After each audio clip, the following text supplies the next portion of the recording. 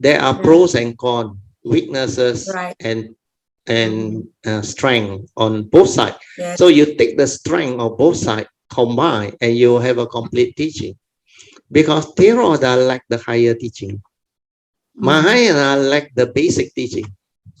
Right. Yeah. They don't have the foundation. That's why you go into Mahayana, they teach you all the Zen way, sweep floor, clean monastery, carry water. They never explain daily mindfulness for foundation. No, they just say you do. Oh. Right. Then chant, they don't know what they are doing. Actually, chanting is to develop the spiritual faculty, the faith, the saddha, then the virya, then the sati. Chant until, like just now you and Miss Lee were here, we discussed, like Miss Lee say, you chant until the vibration and the awareness become one. No one is chanting. And that is sati. That's why when the spiritual faculty is there, the panya will arise. When the sati stabilize, samadhi is there. Sati samadhi will allow them to see things as they are, awakened. That's why panya developed the 5 spiritual faculty. So it's nothing to do with chanting actually. Chanting is to develop the faith, the spiritual faculty, where you have faith in the great being, like Amitabha, like Kuan Yin. Then that faith will drive you to consistently cultivate. So the virya arise. Then when you do the chanting, until the chanting and the awareness become one, sati is firmly established.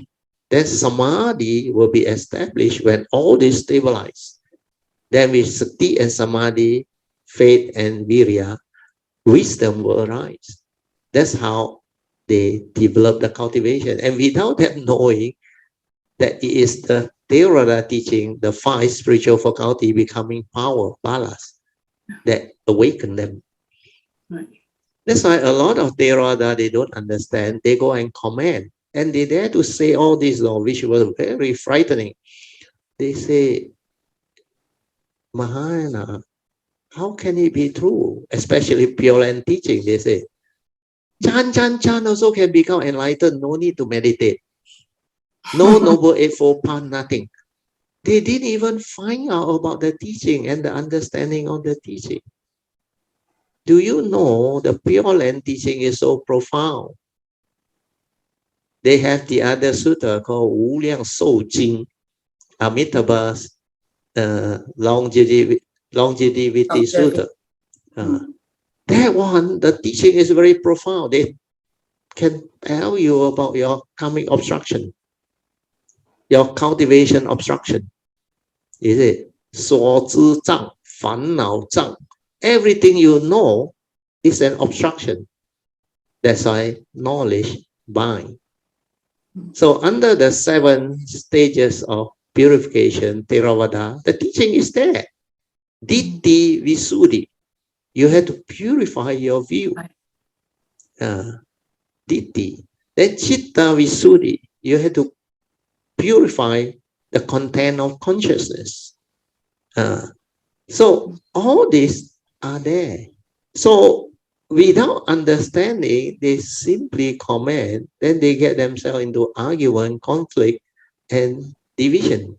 That's why the two cannot see eye to eye, but actually it complement each other. It's the lack of understanding of both the devotee that leads to the misunderstanding and the argument. Those who understand never argue, like I always explain. What is there to argue? The basic teaching are the same. Who call it Theravada? The Thera.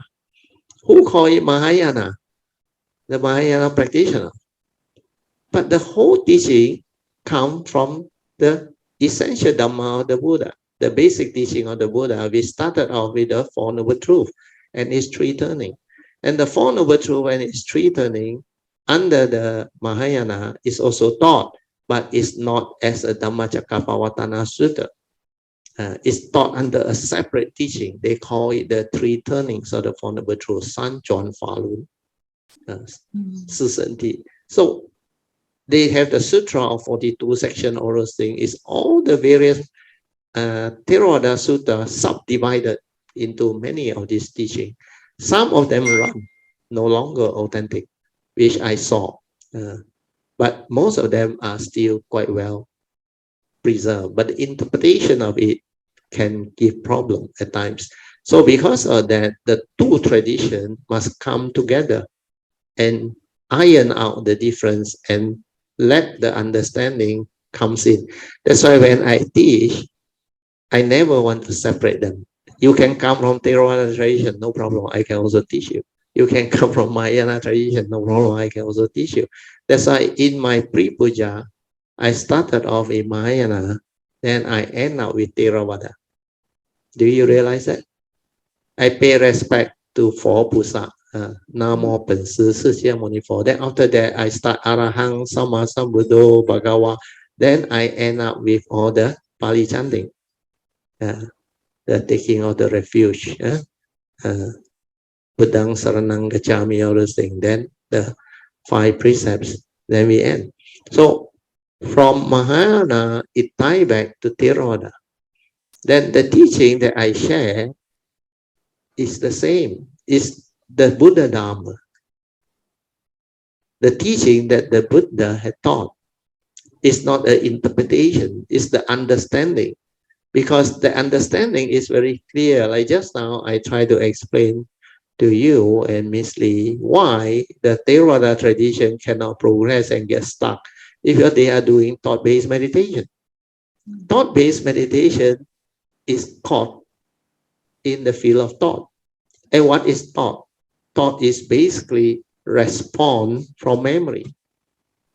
And thought is memory. That is the only instrument human being or sentient being understand or cultivator understand. Like how we started, you remember just now? You asked for meditation. Teach me how to meditate. So what are you asking? Method, technique, maybe skillful means or whatever. So if you follow that tradition, that teacher, then he will teach you that particular method or technique. And they believe the method and the technique defines the meditation. But they don't understand mind. They don't understand the basic teaching of Theravada. Mind is the forerunner of all things. Mind is chief. When mind arises, all things arise. And they never had the mindfulness to see what that mind the Buddha is referring to. That is the mundane mind. And that mundane mind, under the teaching of the 12 links, the Buddha said, Avijja Pacaya Sankara, that one they cannot understand. Sankara Pacaya Vijnana, Vijnana Pacaya Navarupa, they cannot understand. That's why they cannot penetrate the teaching. So what happened is, when you are mindful, when you are aware, you can see all this. Then you can understand how Avijja Pacaya Sankara means dependent on ignorance, you start to think. Where you don't understand, you want to know, you want to experience.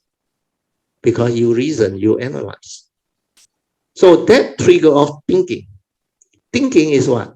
Thinking is the mind make contact with the brain. That's why you go to the brain and think. So when you make contact with the brain, like the physics experiment, upon contact, consciousness come to be. So at the moment of consciousness is the pure consciousness, the pure thought consciousness before the content went in.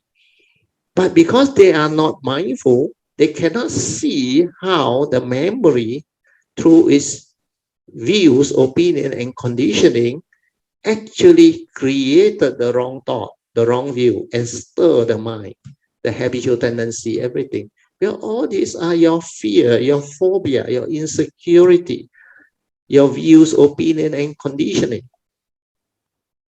Your whatever doubt, fear, worry, anxiety, sorrow, and lamentation, phobia, everything inside your memory. And you accumulated them. Then thought is respond to this type of memory. That's why you have fear. Then you act according to this type of memory. That's why you cannot act. You are acting according to your fear, your worry, your anxiety, your insecurity. And this is not acting at all. This is not Noble Eightfold Path. Noble Eightfold Path is right view leading to right thought. You act with right view, right understanding. But human beings got only one instrument, thought, memory. They don't have Dhamma. Don't have Dhamma means don't have wisdom. There are a lot of people study Dhamma thought-based, knowledge-based. That's why all that one cannot apply. There is no yoniso manasikara, wisdom rising. Cannot prompt you. That's why they cannot act. Then every time they get into trouble, they will recall. What did Brother Theo say? What did the Buddha say? They try to act according to memory, recalling what I say. But if you don't understand what I mean, you don't have that type of wisdom, you cannot act. It is still knowledge. That's why you can quote me, but be careful. If you don't understand what I mean, you quote me, you can get into big trouble. Because sometimes they say, hey, Brother Theo say, let things be, means harm it to my jaw. That is not what I mean. Let things be means accept the reality of the moment first, because that is the reality. What is? Condition like that, like the Buddha said, things will be like that. But after that, you still act. Act with noble effort power. Right view to understand what is going on. Very likely is karma, like the Buddha said, we are all born our karma. Heir to our karma. Conditions we are what we are because of karma. So when you understand this, then you will know how to act and reverse all this. Means if I know it's karma, I won't get angry. I won't stir, I won't blame. I don't do any of those foolish things. I accept at peace.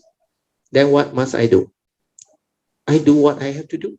If I need to ask for forgiveness, I ask for forgiveness. I need to repent, I repent. Then I vow not to repeat all this by following the advice of the Buddha. That's how I start my cultivation. Then I develop merits, wholesomeness.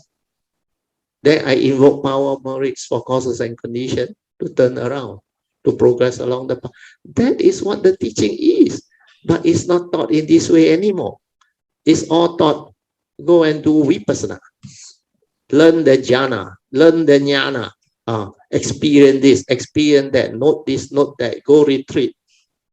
All this is no longer the authentic teaching, but popularly accepted, taught to almost every Theravada practitioner, and later on also Mahayana practitioner.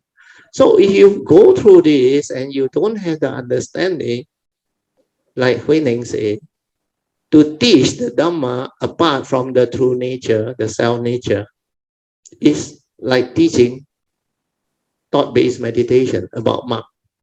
You cannot penetrate the true teaching. You cannot give rise to true understanding. So all these are very beautiful sharing.